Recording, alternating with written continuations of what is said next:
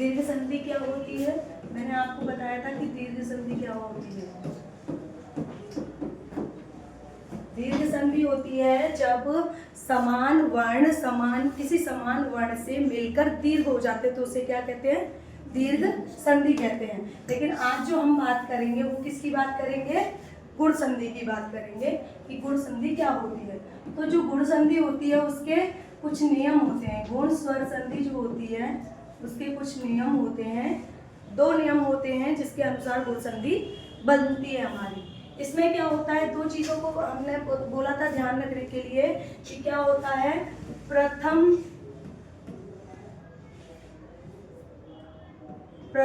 पद का अंतिम वर्ण, संधि किसमें होती है? प्रथम पद के अंतिम वर्ण और द्वितीय पद के प्रथम वर्ण। जो द्वितीय पद होता है उसके प्रथम वर्ण में, इन्हीं दोनों में तो संधि होती है। ये जो दोनों मिलकर आते हैं तब हमारी संधि बनती है। तो जो हमारा प्रथम वर्ण होता है, गुण संधि में क्या होता है कि जो गुण वो शब्द जो होते हैं उनमें परिवर्तन देखिए कैसे होता है।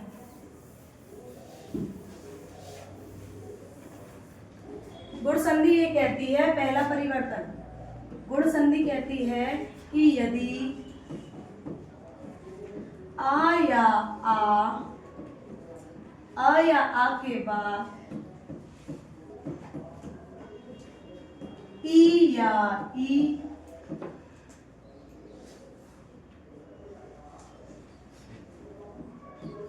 ई आए, ऊ या ऊ आए या री आए।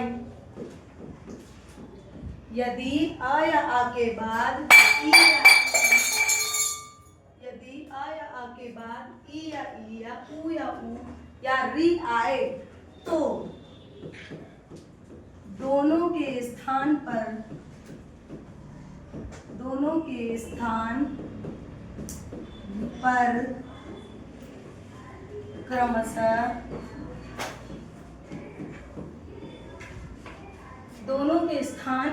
क्रमशः ए,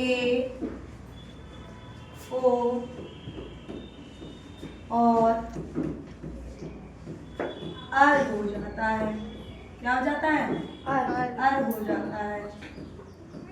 यानी गुण संधि कहती है हमारी, गुण संधि हमारी ये कहती है कि यदि अ या आ के बाद ई या ई आए, ऊ या ऊ आए या री से ऋषि आए तो दोनों के स्थान पर क्रमशः ए, ओ और अर हो जाता है। अब इसका हम देखेंगे पहला परिवर्तन जो देख ना, समझ में आ गई परिभाषा सबको? आ गई कि नहीं? बोलो। Yes ma'am. समझ में? हाँ, तो देखिए पहला परिवर्तन हम देखते हैं। यदि पहला पद का अंतिम वर्ण अ या आ आए, है ना, और दूसरा वर्ण क्या आए? ई या बड़ी ई ये आए तो हमारा क्या हो जाता है? हमने बताया था छोटी ए हो जाता है। यही बताया था ना कि अ या आ के बाद ई या ई आए तो दोनों के स्थान पर ए हो जाता है। अब हम इसका उदाहरण देखेंगे। शब्द है आपका गण धन ईश। क्या है शब्द? गण धन ईश, है ना। 2 पद मिले हैं हमको, गण धन ईश। अब गण ण के पीछे क्या है? कौन सा स्वर है? अ या आ? कौन सा स्वर है? छोटा अ स्वर है, अस्वर है ना। इसके बाद में क्या है? ई या ई। ये कौन सी ई है? ये बड़ी ई है। तो बड़ी ई यहाँ पे हो गई। अब मैंने आपको बताया अ या आ के बाद या छोटी ई आए या बड़ी ई आए, या आगे वाले में छोटा आए या बड़ा आए, और पीछे छोटी ई आए या बड़ी ई आए, दोनों के स्थान पर क्या हो जाता है? ए हो जाता है ना। तो यहाँ पे क्या हो गया? ए हो गया। कैसे ए हो गया? तो हमने यहाँ पे बची हुई क्या लिख ली? गण धन ए धन श। तो ये सब मिलकर क्या होगा? हमारा मिला क्या शब्द हमें? गणेश। समझ में आया? गणेश समझ में आया कि नहीं आया? Yes ma'am. प्रथम पद का जो अंतिम वर्ण है और द्वितीय पद का जो प्रथम वर्ण है उन दोनों के मिलाने से ही संधि होती है। और यदि अ या आ के बाद छोटी ई या बड़ी ई आए और दोनों के स्थान पर ए हो जाए तो वो एक गुण संधि का एक नियम होता है। वहां पे कौन सी संधि होगी? गुण संधि होगी। कौन सी संधि होगी? गुण संधि। इसी तरह से हम दूसरा कोई शब्द देखे हैं इसी नियम के अनुसार। देखो शब्द है रमेश। शब्द क्या है? रमेश। रमेश। अब इसका हम करें तो रमेश का अगर हम संधि विच्छेद करेंगे तो क्या बनेगा? रम प्लस ईश। रमा प्लस धन ईश। रमा के ईश्वर। रमा कौन? लक्ष्मी। लक्ष्मी के ईश्वर कौन? भगवान कौन है? पति कौन है? विष्णु। विष्णु जी, है ना। तो रमा धन ईश। रमा के पीछे कौन सा वो है? बड़ा आ। बड़ा आ है। और ईश में कौन सा है? बड़ी बड़ी ई। तो ये इस नियम को फॉलो कर रहे हैं कि नहीं कर रहे हैं भाई? बताओ, इस नियम को फॉलो कर रहे हैं? Yes, यानी कि छोटा आ आए या बड़ा आ आए, छोटी ई आए या बड़ी ई आए, दोनों के स्थान पर क्या हो जाएगा? छोटी ए हो जाएगा। वही गुण संधि है। यही तो मैंने अभी बताया आपको, छोटी ए हो जाए, यही बताया ना। तो ये क्या बना? ए बन गया। अब बचा क्या? यहाँ पे रम बचेगा कि नहीं बचेगा? रम बचेगा ना। और यहाँ पे क्या बचा? श। अब देखिए हमने ये किया रम म में ए जोड़ देंगे तो क्या हो जाएगी? ए। और बचा क्या? श। शब्द क्या मिला? पहले वाला शब्द मिल गया क्या हमें? पहले वाला शब्द मिल गया कि नहीं मिल गया? तो यहाँ पे क्या होगी? गुण संधि का पहला नियम ये कहता है अ या आ के बाद ई या ई आए तो दोनों के स्थान पर ए हो जाता है। समझ में आ गया सबको? उदाहरण के तौर पर समझ में आ गया सबको? अब देखिए दूसरा नियम। दूसरे नियम की बात करेंगे हम गुण संधि में। दूसरा नियम क्या कहता है? यदि अ या आ के बाद उ या बड़ा उ आए तो क्या हो जाएगा? ओ हो जाएगा। अभी मैंने बताया तो थोड़ी देर पहले, है ना। अ या आ के बाद उ या उ आए तो दोनों के स्थान पर क्या हो जाएगा? ओ हो जाएगा, है ना। तो अब शब्द देखते हैं हम। शब्द है परोपकार। शब्द क्या है? परोपकार।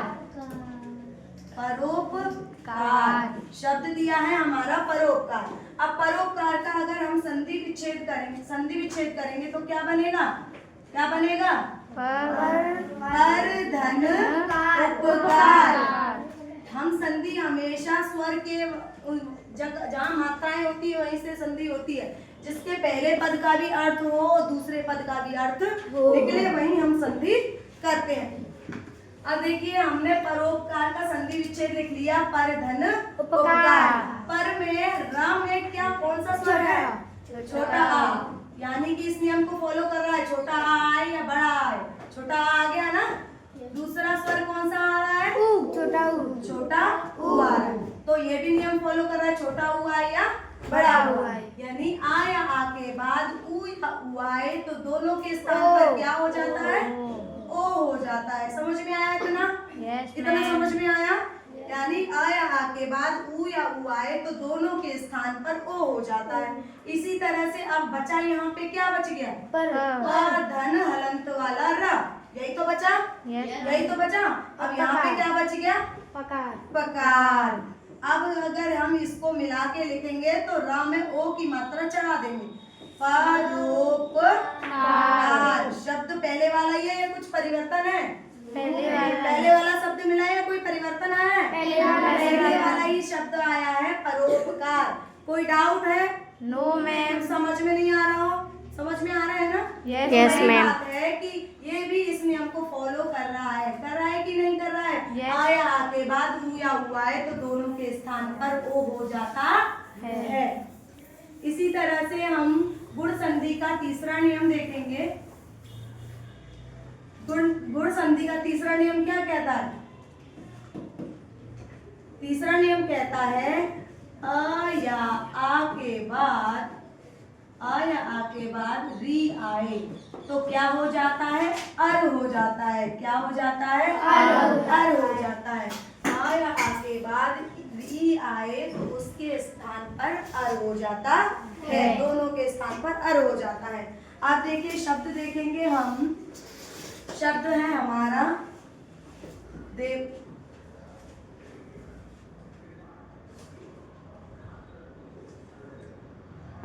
शब्द है हमारा देवर्षि। क्या शब्द है? देवर्षि। देवर्षि।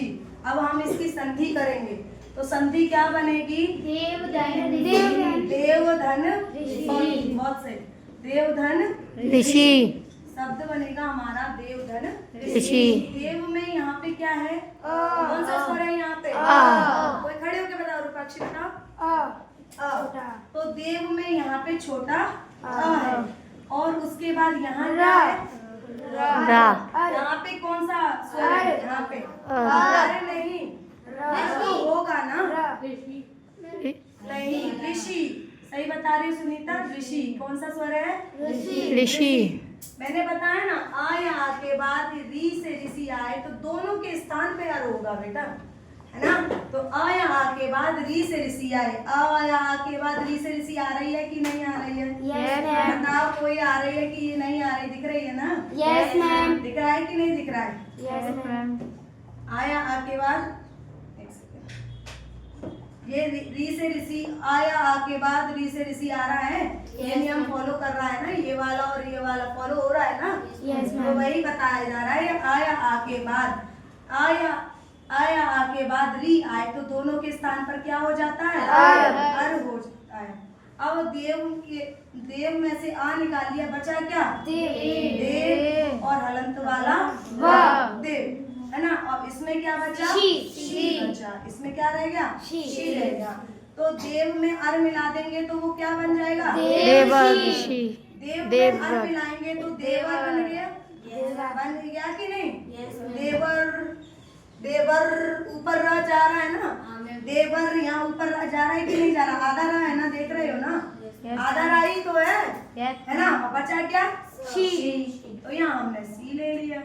शब्द क्या बन गया? देवर्षि। शब्द क्या बन गया? देवर्षि। देवर्षि। मिला के बोलेंगे बेटा।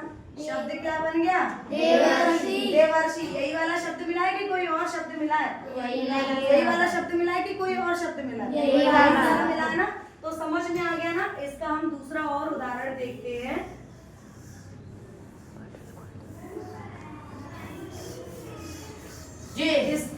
इसका हम और उदाहरण देखते हैं। एक और शब्द है महाधन ऋषि, है ना? महाधन ऋषि।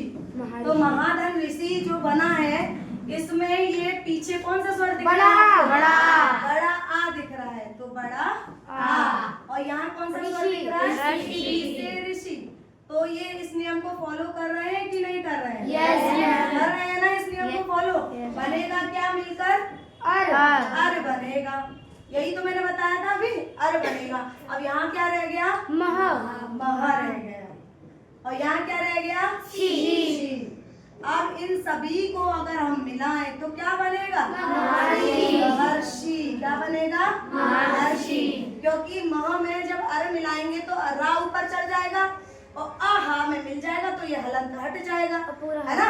और फिर री को हम मिला दें, शी को मिला देंगे तो क्या बन जाएगा शब्द? महर्षि। तो ये हमारी गुण संधि के 3 नियम होते हैं।